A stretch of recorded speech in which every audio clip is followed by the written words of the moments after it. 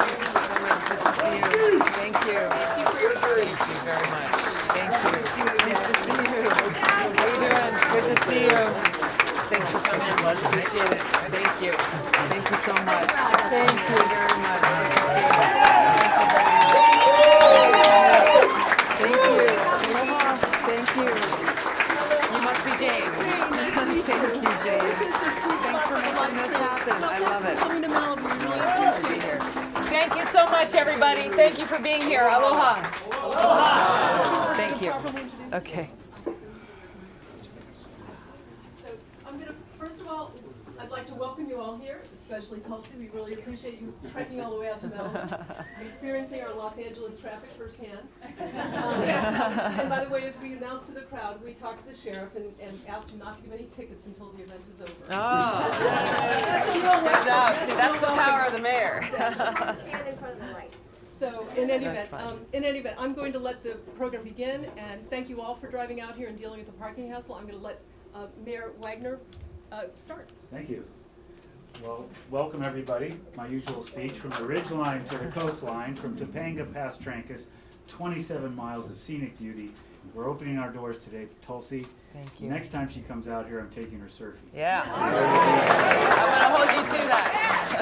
And to show our appreciation from the city of Malibu and the Oh, Malibu wow. Democratic Club, and it's Mother's Day flowers. Thank You you. know, take That's them with you. I'll use them beautiful. afterwards. Thank you very much. Matches my jacket. Thank you. Thank you. Beautiful. Once again, thank you for coming and packing the house. Appreciate it. And next time this happens, those city gates will be open over at the park.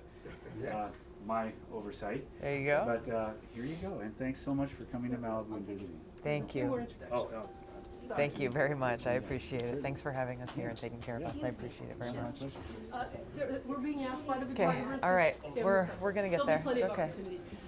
The next person up is the two people that came up with the idea, gave me the name of Sunil to call, and said, why don't you call Tulsi? I said, I'd be delighted. Are Gunjan and Smita Bagla. Gunjan, I know you're not up here, but please stand up. Please stand up. Gunjan and Smita, thank you very much. They are wonderful, quiet, steady, hardworking members of the community, and you have them first and foremost to thank for this event. So Smita, why don't you say a few words? Thank you, Jane. Thank you. Welcome, Tulsi. Thank you. So welcome to the Hawaii on the mainland. Yeah. Malibu 90265. There you go. Right here. I first met you at the America's second most famous zip code, 90210. Oh, okay. That was 5 years ago. Yeah.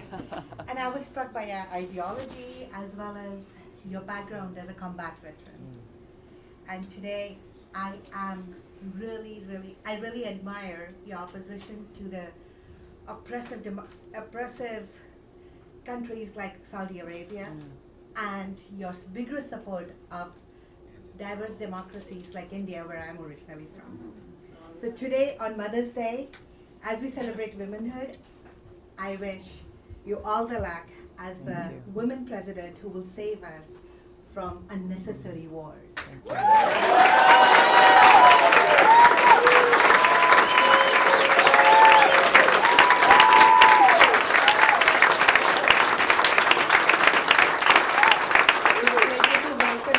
Hometown of Malibu. Thank you so much, Smita. Thank you, Jane. Tulsi, there's actually, as you know, this is co-hosted by another club, the Pacific Palisades Democratic Club. Pacific Palisades Democratic Club is one of the largest and most active in Los Angeles. And we're very proud, we have a very close relationship with them. They've been a tremendous help. And I would like to give the microphone a moment to Adam Woolman, who is there on their board, Pacific Palisades Democratic Club. Thank you. Hi, guys. This is going to be the shortest talk you've ever heard from anyone in front of the group. I'm just here to say thank you. Thank you, for Adam. coming, and thank you, Jane, for putting this on with us and the Santa Monica Dems. We are going to be around from now through the election, and we welcome everybody's participation, because if we're going to make this work, we're going to take this country and restore it to decency, we need you guys. Yeah. So thank you on behalf. Tell about the West Side Democratic Headquarters. Yes, there will be, thank you. There will be a West Side Democratic headquarters set up somewhere in Santa Monica that's convenient and lovely to visit, where you can phone bank and text and write letters and do everything that we need to do to win the election, which we have to do. Yes. So, thank you all for coming. Palisades STEM Club shares board members with the Malibu Club, so we're just thrilled to be a part of this with them. Thank you so much. Thank you. With no further ado, first of all, on behalf of the Malibu Democratic Club and Malibu, not just us, I've talked to a lot of people in the community. I want to thank you for carving out this time. Thank and you. I know it is an insanely hectic presidential campaign schedule. We know it's not just the time we do this here, but the time driving here and driving back. And I want to let everyone know that in anyone's memory, this is the first time a candidate has come to Malibu simply to meet the community. Usually there's a fundraiser attached. Many of our candidates this year are going the other way, but Tulsi is the first one to say, yes, I will carve 5 hours out of my day. It's unbelievable. I couldn't believe she did it to come and say hello to you. I'll give you a very short introduction. Please, please.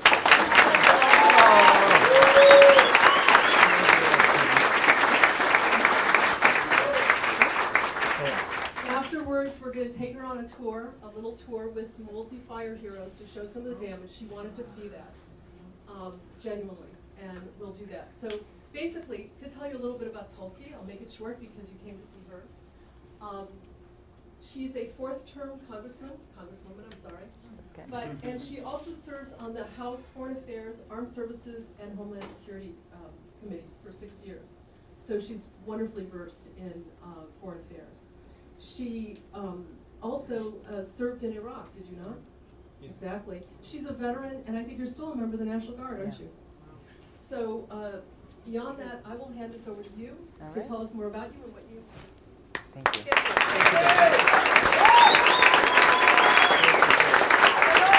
Thank you so much. Can we give Jane and Adam a round of applause, please? Thank you for your leadership. Thank you. You're amazing, Jane. We're meeting in person for the first time, but Jane worked really hard, closely with my team to make this possible today. It's a wonderful team. I've worked with a lot of campaigns, and there's been a lot of good ones, but her people are kind and competent and responsive. You can't ask for more. No, thank you. Thank you very much. Believe it or not, it takes a lot of work and coordination of logistics to be able to pull something like this off. So, leaders like Jane and Adam, they do this not because they're getting paid. They're not. They're doing this because they believe in the power of the people and understand truly that we are the key to bringing about the kind of change that we need to see both in this country and in the world. I want to recognize Mayor Wagner. Thank you very much for your hospitality and for your service and your leadership here. I will hold you to our next meeting being out in the water. Guaranteed. All you surfers out there, don't snake her. I'll be nice too. Are you City Councilman Pearson? Right there. All right, thank you very much for being here. Nice to meet you. Thank you for your service. I had a privilege of serving on the Honolulu City Council. It's one of the larger city councils in the country. We had over 100,000 people in each of our districts, but understand and appreciate deeply the work that's done at the local level and the amazing opportunity that you have to make a real impact in our lives every single day. So thank you both for your leadership and service. And last but not least, Gunjan and Smita, thank you both so much for your continued support and your help in connecting all the dots and making this happen. Thank you so much. Last but not least, thank you all for being here. It's great to be back in California. It's great to be here and to be welcomed by so much aloha coming from you here on the other side of the Pacific Ocean. And great because of why we are gathered here. You all give me so much hope. You give me so much hope, and you inspire me and what our campaign is all about. This campaign is a people-powered movement that is focused on bringing about the vision that our founders had for us, of a government of the people, by the people, and for the people. It is heartbreaking to see how far off our country has gotten from that vision. How far away we are from having a representative government that is truly for the people. But that's why we're gathered here today, because we understand that the only way we make that happen, the only way we bring about that change is if we choose to make that happen. If we choose to lift up our voices, if we choose to cast our votes, to send those text messages, to make those phone calls, to knock on those doors, because unlike what many in Washington believe, they think that they have the power. They think that they're the ones who determine the outcomes of our elections, who can prognosticate who's going to win, who's going to lose, who's electable, who's not. You've got all these pundits saying all these things on national television, but they are so far out of touch with the people.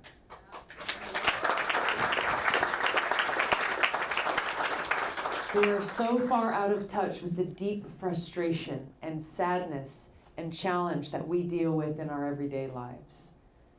So far out of touch with that frustration that Washington is living under a shadow cast by self-serving politicians, greedy corporations, foreign countries coming in and trying to influence the decisions that are being made in our nation's capital. All of these things happening, undermining the interests of the people. We, the people, get left behind. Not only are we left behind, but the policies that are being passed are actually creating more problems, increasing the suffering of people in this country. And we can go down the list of all of the many challenges that we are facing. And with each of those challenges, whether we're talking about healthcare or education or our crumbling infrastructure or the need to protect our environment, the need to make sure that every American in this country has clean air to breathe and clean water to drink, talk about our broken criminal justice system, our failed ongoing war on drugs. We can go down the list of all of these issues. How long have we been talking about these issues? How long? Decades, right? No matter who's in power, no matter which party is in that position of power, we the people have been struggling and trying to tackle these problems for decades. What's standing in the way of progress? Money in politics. Money? Money in politics. Money in politics, where you're seeing how both super PACs and PACs and lobbyists have far more influence over the policies that are being passed in Washington than we do. That when you look at legislation that's passed, for example, related to healthcare, legislation that still to this day bars Medicare from negotiating lower drug prices with prescription drug companies. How is that possible if we have a government that is truly of, by, and for the people? It's not the case. Because who benefits by that law being in place? The prescription drug companies. Because then they're not being pushed to drive their costs lower, to drive those prices lower. So what we ultimately are dealing with is a government that is of the rich and powerful, by the rich and powerful, and for the rich and powerful. That is of these special interests and greedy corporations, by and for these special interests and greedy corporations. And we, the people, are left behind. Now is the time that we are going to change that. They think that because they have money and because they have the so-called power, that we don't stand a chance. But they forget that as we look throughout our country's history, when we look to the big changes that we have made, those changes have always come about when we, the people, stand up and rise up and make our voices heard, demanding the kind of leadership that we seek in this country, Leadership that puts the well-being of our people and our planet first. Leadership that puts the well-being of our people and our future first and foremost, ahead of the interests of corporations or, multinational businesses or foreign countries. There is so much at stake here. In every election you'll hear about, this is the most important election that's ever happened. Right? How many times have you heard that? Every election. But we're here because we're not playing games. We're not here just to do the same old thing over and over and over again and somehow insanely expect a different result. We're here bringing people together, Democrats, Republicans, and independents coming together and saying, we, the people, will make sure that our government is serving the people. Yes, us. We will make sure that our government is representing our interests and our interests alone. I appreciate so much the privilege that I have of serving our country in uniform in the Army National Guard now for over 16 years. And some of the earliest lessons that I learned in that service continue to inspire me today. Those values of putting service above self, of putting that mission of service above all else. That whether we were serving here at home or we were deployed to a country like Iraq in 2005 at a time where the war was at the height of its conflict and there were a lot of casualties,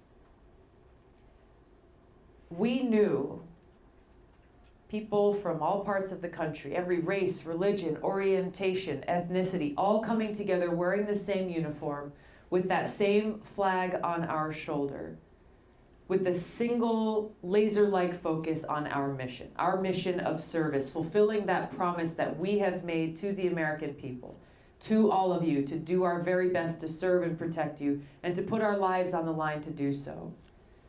It is that focus and those values of service above self that we need in Washington, and that I will bring to the White House in serving you as your President and Commander-in-Chief.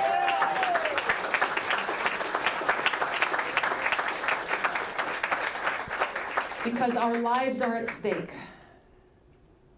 Our future is at stake. We're not here to play games. We're not here to play politics as usual. We're here to come together, sharing what we in Hawaii call that spirit of aloha, which is love and care and respect with each other. Inspired by that spirit of aloha, drawing courage from it to stand up and overcome those seemingly insurmountable obstacles to bring about the kind of change we need to see. To be able to pass legislation like Medicare for All. To make sure that every single American in this country who is sick is able to get the care they need, regardless of how much or little money is in their pocket. This is something that's affecting our brothers and sisters. It's something that's affecting our family members, our friends, and our loved ones. It's time that we make sure that people in this country get the care they need. It's time that we make the kinds of investments that we need to see in protecting our environment. It breaks my heart to see how there are families, and I visited Flint, Michigan a couple of years ago, met with families there who still to this day, even though Flint's no longer in the headlines, are still unable to bathe in their own home because of the toxic water that's coming out of their faucets. And you hear the governor of Michigan saying, well, hey, look, the water's been cleared. It's clean. But what he didn't tell you is that when they sent people in there to test the water, they told those residents, let the tap run for 5 minutes before we test the water. Why would they do that? Because they're really interested in making sure that that water is safe and clean? No. That governor's more interested in looking good and pretending that the problem's been solved when there are people who are suffering and being poisoned today. This isn't just happening in Flint. This is happening in many communities in this country. How is it possible in the United States of America that we have people being poisoned by their water? How is that possible? It's possible when we have self-serving politicians and corporations putting their own interests ahead of the safety and health and well-being of our people. This is why we need to bring about this change, because people are sick and they are dying as a result of the status quo, of the establishment. People in positions of power who are looking out for themselves or lining their pockets rather than looking out for the interests of the people. We look at this failed war on drugs that has taken so many lives, that has ruined so many lives, has torn apart families, has filled our overcrowded prisons with nonviolent drug offenders.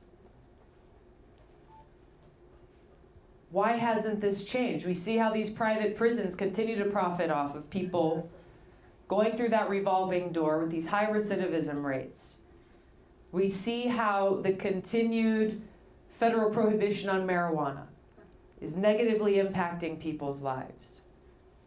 When we, the people, stand up and make sure that our voices are heard, reflecting as we're seeing the kinds of changes all across the country in over 33 states where cannabis has been legalized in some form or another, we can bring about a change to end that federal prohibition on marijuana once and for all.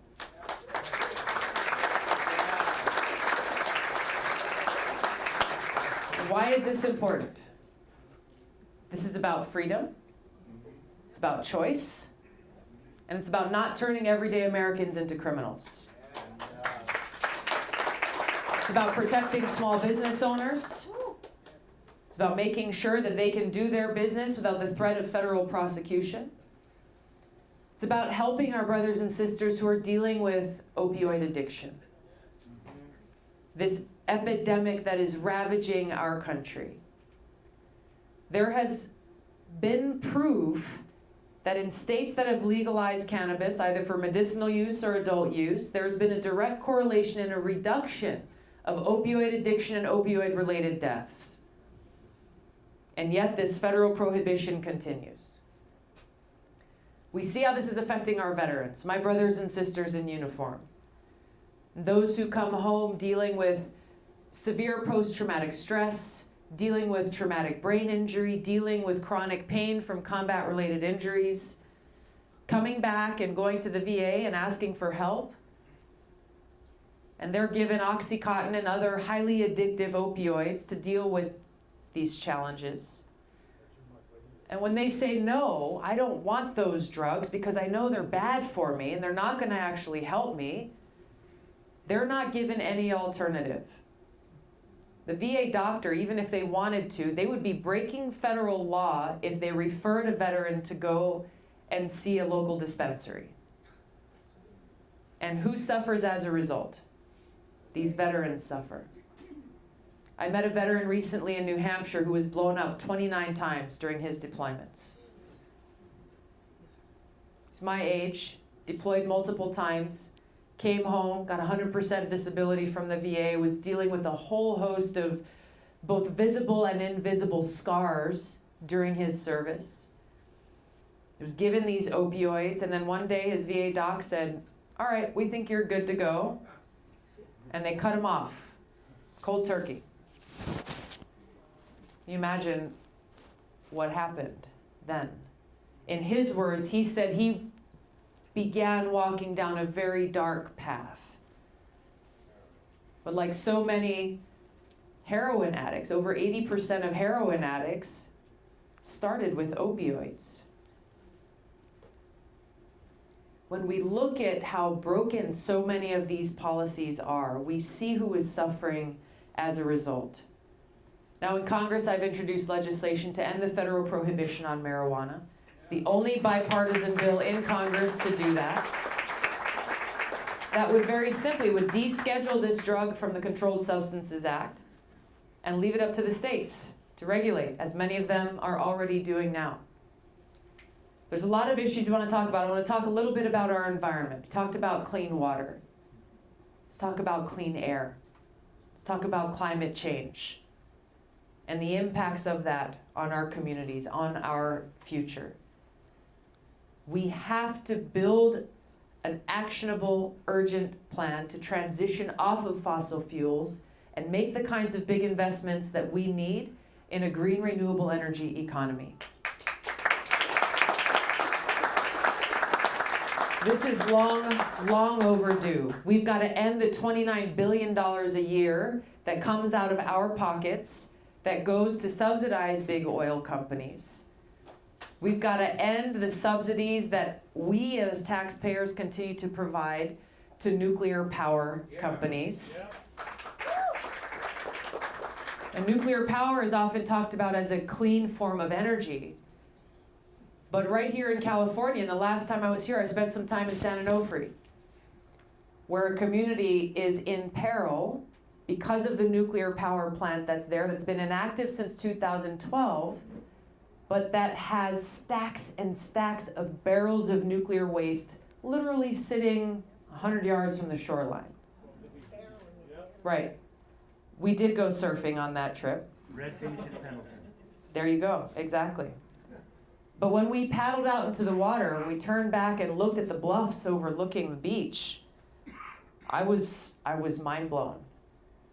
And all of this sitting on a earthquake fault line. Yeah, we can laugh now because it's insane. It's insane, but this community is fearful every single day if there's an accident. Either a natural disaster, or as they saw just recently, as they were moving around this nuclear waste, trying to put it down into a hole, the machine slipped, and that barrel could have cracked open. So these are the kinds of threats that we were talking about, and why it's so important for us to make the right kinds of investments, to make sure that our resources are being used in the way that actually help us and protect us, not only for today, but for generations to come.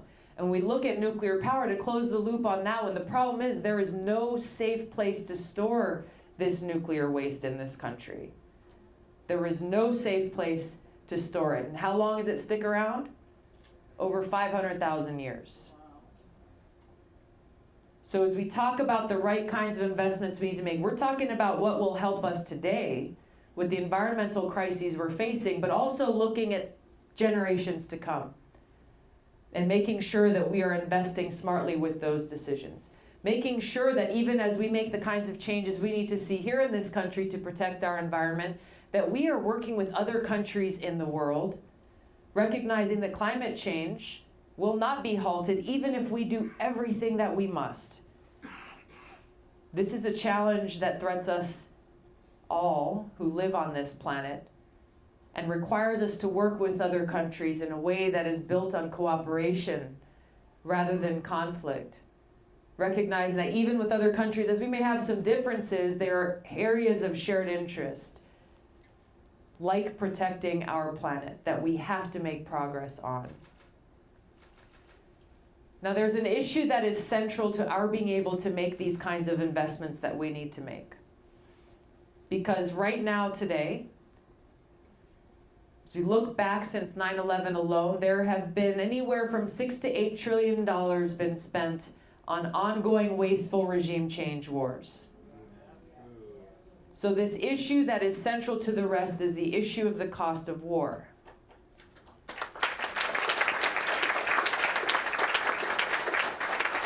Now, unfortunately, you don't hear very many other candidates talking about this issue.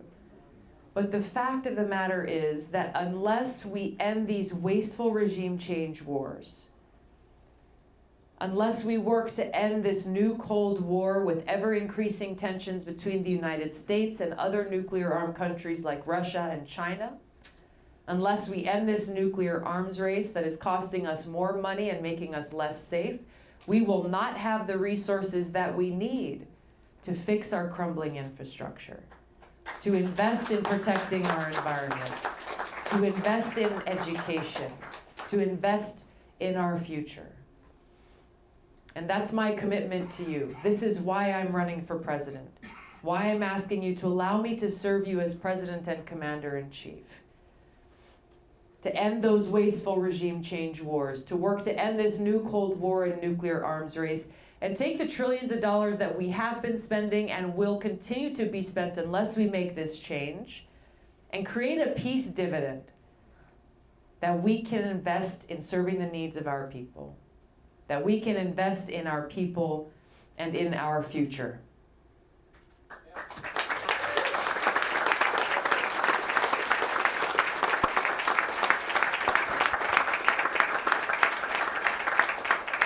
Now, I know firsthand the cost of war as a veteran. I saw it every day during that deployment to Iraq in 2005. The cost and the price that was paid by my brothers and sisters in uniform. The price that's paid by our military families. The price that's paid by the people in the countries where we wage these wars whose suffering is increased, who see more death and destruction. Countries like Iraq and Libya and Syria. But it's important for every single one of us here to know and to share with others who don't know that the price for these wars is being paid for by every one of us. Just imagine what we could accomplish by stopping this wasteful spending on these regime change wars and investing it here at home. Right now, there's $4 billion being spent in Afghanistan every month. Every month. Mayor, what could you do with $4 billion here in Malibu? Find some parking. Let's start with that. $4 billion. Do you remember how much the president was asking for from Congress when they shut down the government last year? $5.7 billion to go towards the border, right? We are spending $4 billion every month in Afghanistan. And for what? And for what? I just said goodbye to almost 200 of my fellow soldiers in the Army National Guard in a unit that I deployed with as they went off to Afghanistan.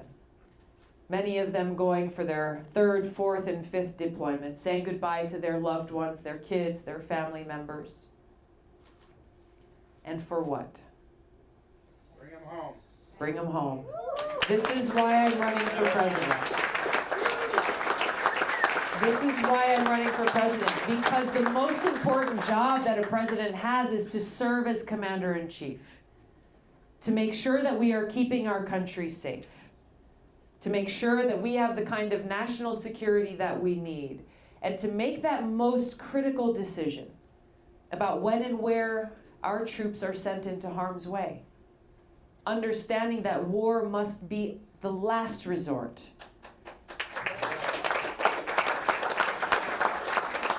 Having the courage to meet with and engage with leaders of other countries, whether they be friends or adversaries or potential adversaries in the pursuit of national security and peace.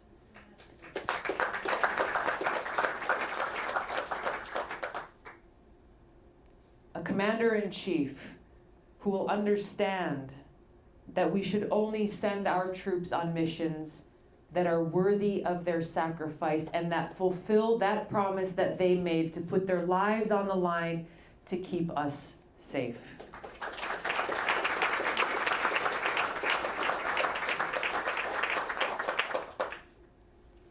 This is why I'm running for president. This is why we are not messing around. We are not playing games, because there is so much at stake and we can't afford to wait any longer. It will take all of us. It will take all of us standing up and standing united to bend the arc of history away from war and towards peace, so that we together can begin to build that pathway towards a brighter future. Build a pathway towards peace and prosperity, opportunity and justice for every single American in this country. So I'm asking you to join me. I'm asking you to join me in this movement, where we can make this change for us here at home and make this incredible change in the world. Thank you all so much for being here today. Thank you.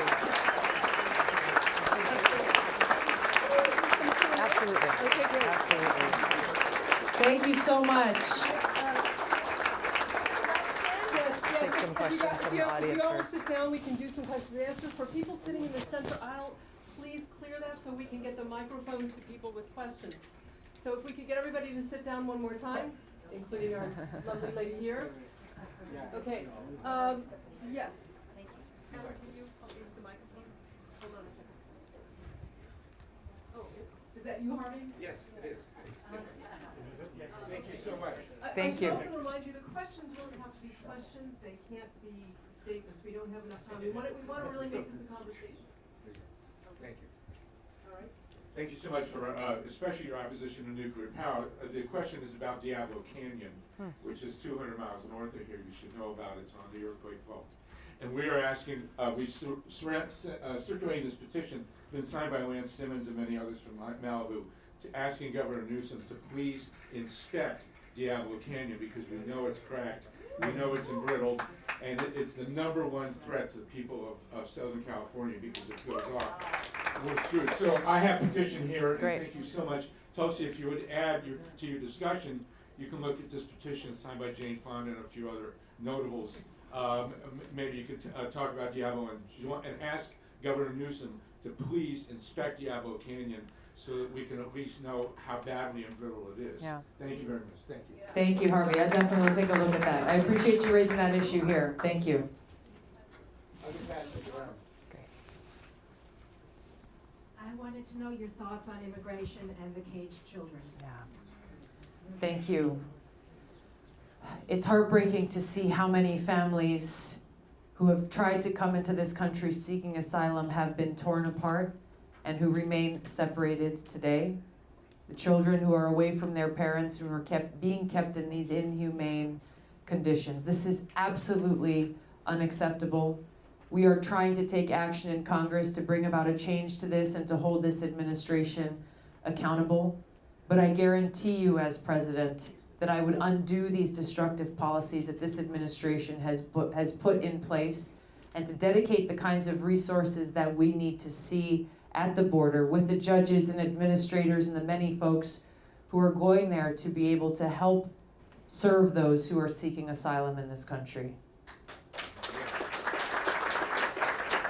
There's a much larger conversation that we need to have about comprehensive immigration reform in this country to deal both with the crisis that is happening at our southern border, but also how broken and archaic our legal immigration system is, which makes the whole thing completely dysfunctional, counterproductive to the interests of our people. So that's something that we'll be rolling out and fleshing out further in our campaign. Thank you.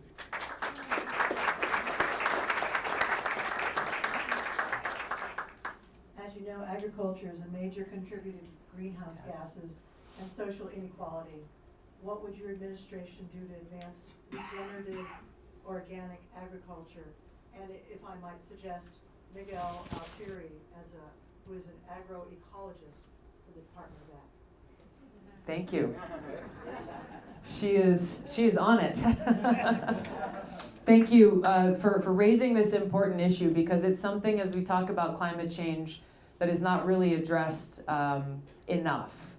Is that when we look at the agriculture practices in this country, we look at the kinds of subsidies that are being paid out again from our pockets to large multinational corporations like Monsanto and Syngenta and others who are poisoning us. They are poisoning us. And continuing these farming practices that are exacerbating the climate crisis that we're facing with the carbon that's being emitted, with the ruining of the topsoil that we have in many places in this country, with the poisoning of the water that we are seeing. So there are serious policy changes and a shift in priorities that we need to see, changes that I've already begun working on in Congress through the Farm Bill, and trying to shift those priorities and resources away from companies like Monsanto Bayer and putting them towards organic and sustainable farmers. I think you're pointing out regenerative farming practices is really important, and for those here who don't know much about it, I encourage you to get on the internet and learn more because sustainable is a word that's often thrown about. And it's often used by people who are undermining what I think we all hope for when we talk about sustainability. But we look at how much damage has already been done to our planet. And if you look at those who are practicing regenerative farming, who are moving this agriculture community forward, they're really talking about is true sustainability, of making sure that we are protecting our soil health and that we are protecting our planet and actually providing and growing food that is good for people. Food is medicine. And as we talk about how important healthcare is in this country, we have to shift this mindset away from where it is right now, where basically it's more about sick care. Taking care of sick people, when really we should be striving towards keeping people healthy in the first place.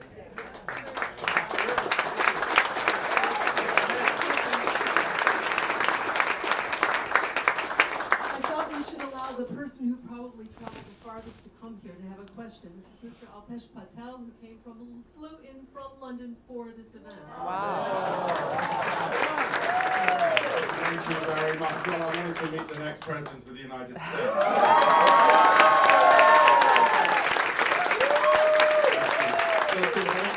You're of course an expert on the Middle East. In the United Kingdom, what happens in the Middle East affects us as much as it does the United States. Given the escalation of the war in Yemen, the humanitarian crisis there, the blockade of Qatar, all these escalations caused by individual states who you've mentioned before, time and time again, Saudi Arabia, how would you as Commander-in-Chief bring more stability to the Middle East for the whole world as well as for the United States? Yeah. Thank you. Thank you. Thanks for your question. Look, I would argue in some ways Europe has been dealing with an even greater effect of these continued regime change wars, with the suffering that's been increased and people being forced to flee from their homes. And this is exactly what we are facing if this administration is allowed to continue down the path that they are on and starting a war against Iran. This is something that I've been very outspoken and calling them out on as they continue to use the very same playbook that we saw used with the war in Iraq. And we appreciate that. And you're right, it is John Bolton. Get him out of there. It is John Bolton who is leading the charge within the White House, somebody who was a champion and architect of the Iraq War, and again is using the very same tactics to try to create a situation to make us as people believe that war against Iran is inevitable and in our interest, when in fact the opposite is true. Exactly. So, I know you didn't mention Iran, but this is happening right now, and I want to address it because the effects of a war with Iran, the cost of a war with Iran, would be far more devastating than anything we ever saw in Iraq. We would see far more refugees fleeing across their borders across Europe, creating more instability. We would see far more death and suffering across the Middle East. We would see more strengthening of these terrorist groups like ISIS and Al-Qaeda that we've seen after the regime change wars in Iraq and Libya and Syria. What to speak of the cost on American lives and American taxpayer dollars. This is something that we have to make sure does not happen and hold leaders accountable to do so. We look across the many challenges in the Middle East.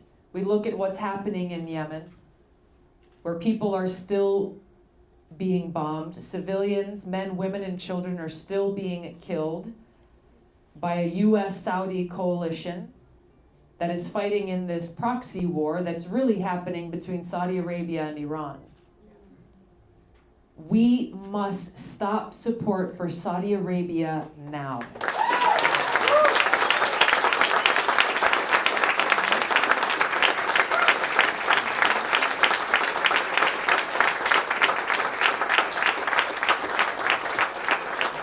We're challenging the establishment in Washington. They're saying Saudi Arabia is one of our greatest allies, when all evidence proves that to be false.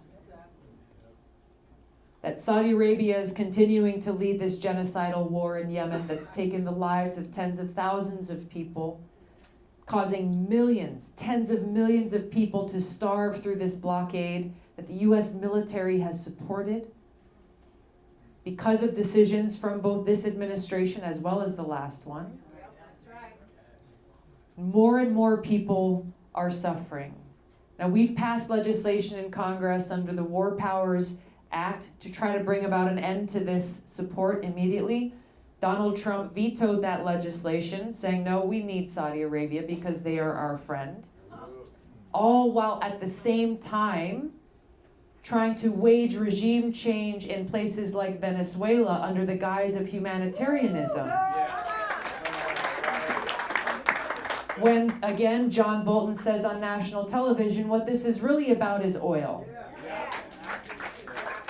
So we've got to be clear-eyed about the real motives behind these continued wasteful and destructive regime change wars across the Middle East and in other parts of the world, and the impacts of it. So to your question, what will I change? I will end those wasteful regime change wars. With Iran, I would re-enter the Iran nuclear agreement, figure out how we can address the differences and the issues that we may have separately, but strengthen the safety and our national security by making it so that Iran is not beginning their efforts to build a nuclear weapon again. Really, this comes down to how we are building relationships with leaders in other countries so that we can resolve differences, build relationships based on cooperation rather than conflict, and to prevent these wars from happening in the first place.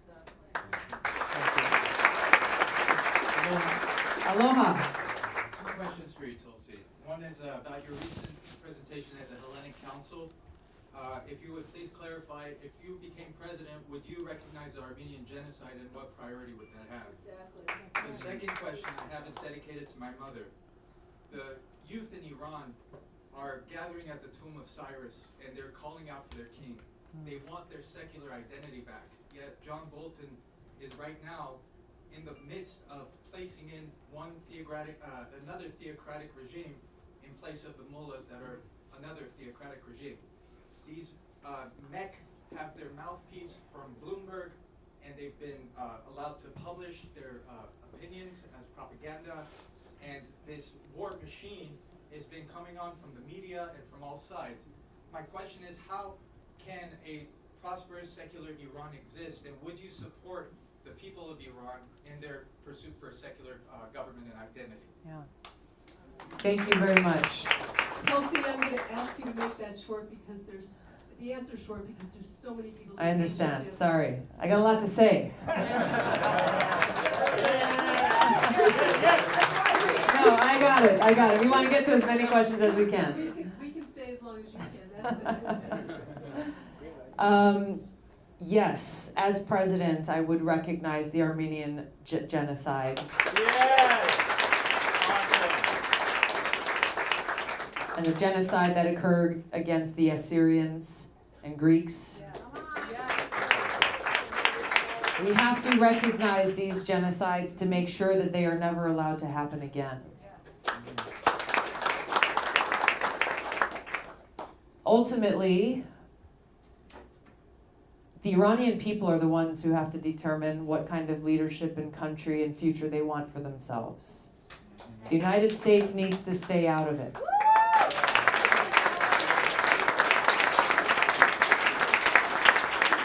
What we are seeing this administration pushing for in Iran continues the same failed regime change policies that we have seen in our country for decades in many different countries in the world. Going in, trying to act as the world's police, picking and choosing which leaders or dictators we want to overthrow, replacing them with ones that leaders in the United States choose to the detriment always of the people in those countries.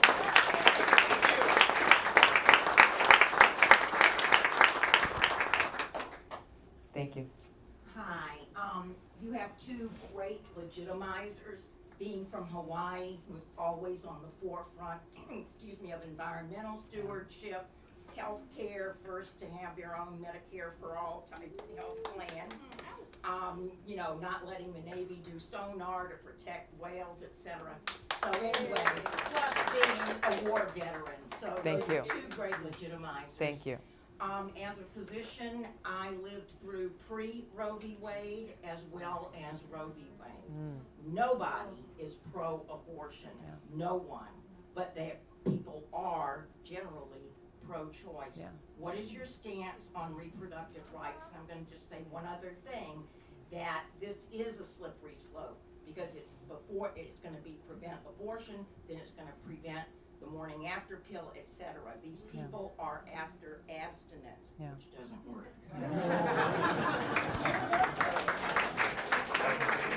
Thank you very much for being here and for your question. I support a woman's right to choose.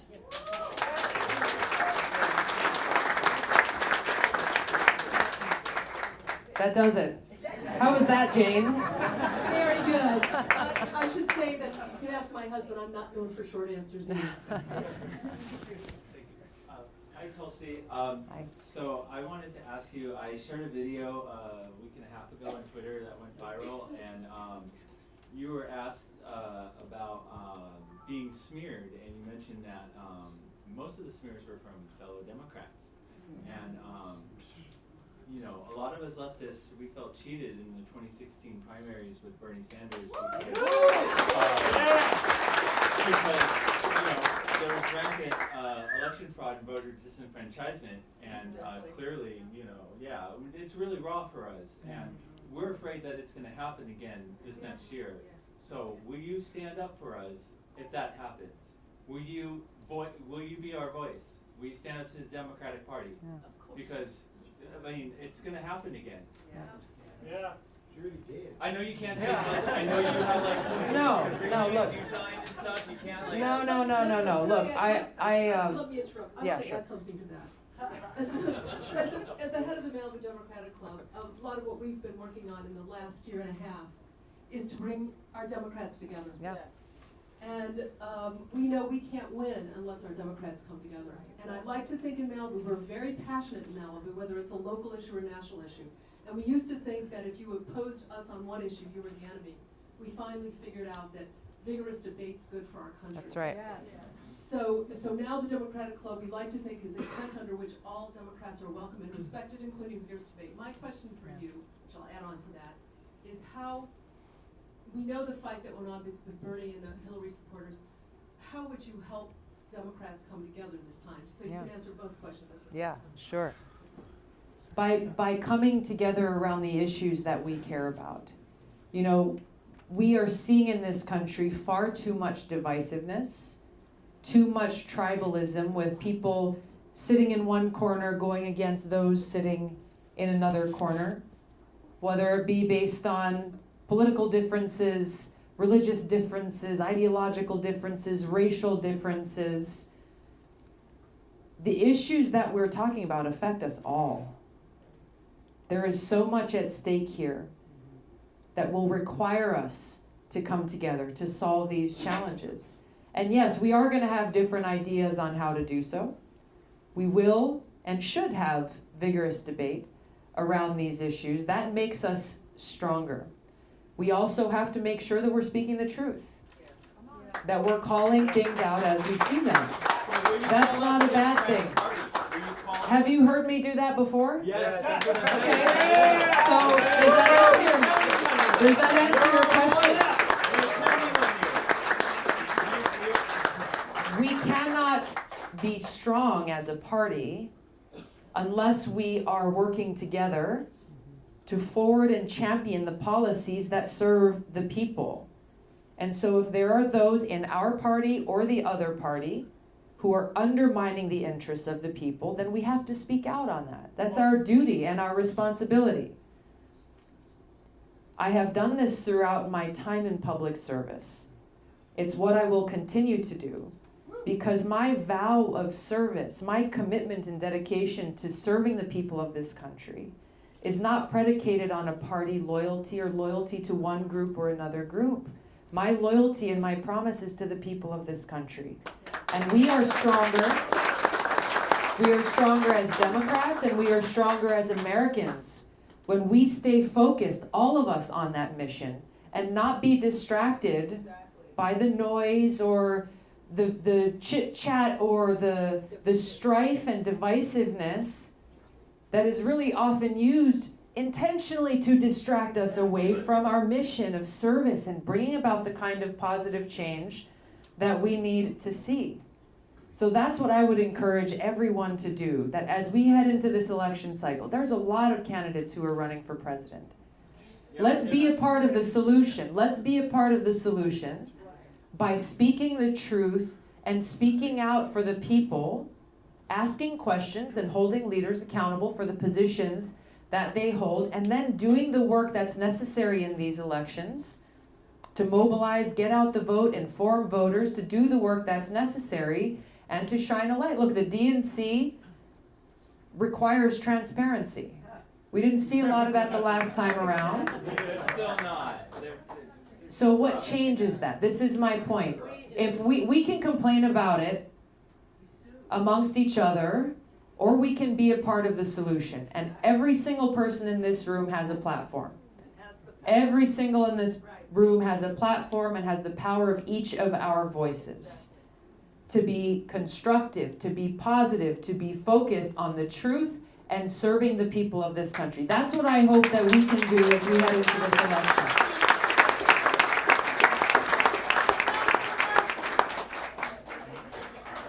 So, Tulsi, I think you're the only one, with the exception of Mike Gravel. man, that's her. The only one, with the exception of Mike Gravel, who may answer yes to my question, and it relates to Venezuela. A month ago, Pompeo illegally ejected the embassy, the ambassador to Venezuela from the embassy. As he left, he gave the keys over to some activists from Code Pink, the Answer Coalition, and PopularResistance.org. They call themselves the Embassy Protection Collective. They've been holding down that embassy for 4 weeks. 2 weeks ago, the opposition, Guaido supporters, started. Okay, I just want to let her know what's going on in case she doesn't know what's going on. And they have been, the DC police, it is a question. Will you go to the Venezuelan embassy, stand with the Embassy Protection Collective, tell the DC police and the Secret Service to stop selectively enforcing the laws? They are arresting protectors for throwing food up. They are, okay, well, okay, and will you introduce a bill to end sanctions on Venezuela? I'm in touch with some of the folks who are there in the embassy, and I want to see what is the most constructive action I can take to help make sure that they are not continuing to be treated in the way that they are. I've spoken out against those sanctions in Venezuela. There was a recent report that came out showing how many Venezuelan people have been hurt or who have been killed because of those sanctions. This is something, once again, that we have to bring to the forefront on this issue and the kind of change that we need to bring about. So whether it's through legislation or other actions, this is something that I'm going to continue to push for. Can you tell us a moment about your strategy for getting the nomination? My strategy for getting the nomination is to get every single one of you to join our campaign, to ask every one of you to bring 10 people at least along with you, because as we started out in this conversation today, remember this is a people-powered movement, that we don't take any contributions from PACs or lobbyists, that we rely solely on your willingness to help. And there's a lot of ways that you can help. Thanks to you all, we have qualified for the debates, both with contributions and with polling.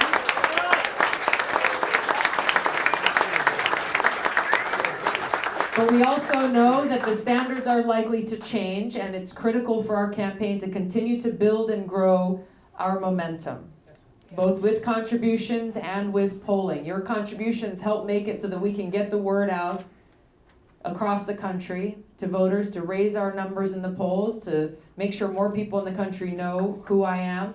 So you can do that in a number of ways. You can make a contribution at tulsi2020.com, and you can help us build this movement by going through your list of contacts, talking with folks who you know, informing them about our campaign, who I am and why I'm running for president, and encourage them to join the team. Thank you so much.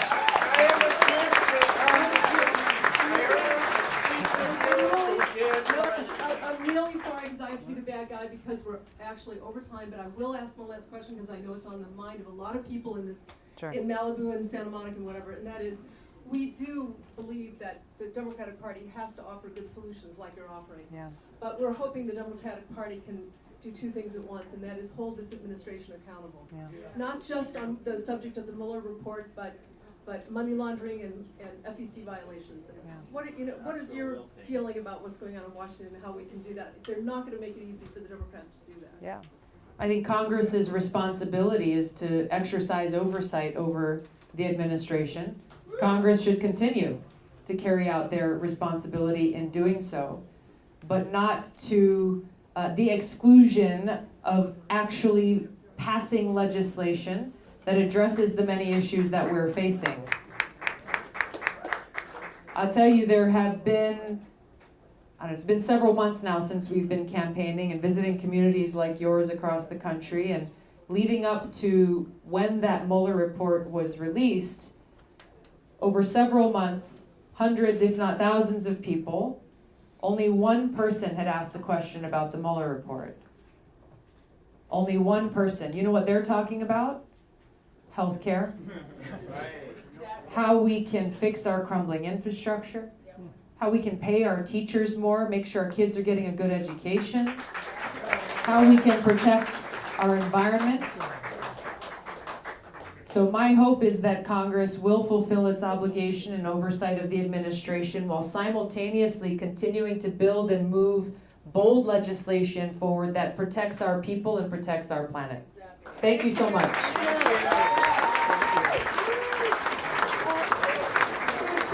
a little bit more of the program. Please stay seated. There's a little bit more of the program. And please keep the aisles clear. First of all, I would like to thank all of you for coming out today, and I would encourage all of you both to, the Malibu Democratic Club doesn't endorse Democrats running against other Democrats, so in the primaries we empower everyone.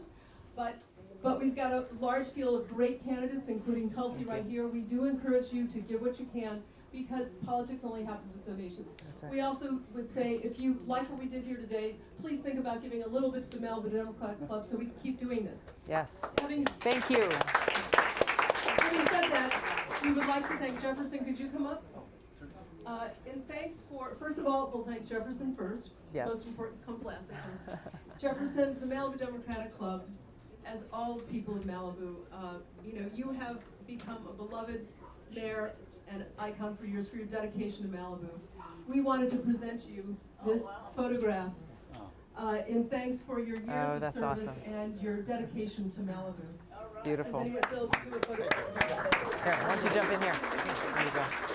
Well, if you heard me speak earlier about where I was going to take Tulsi on the surf.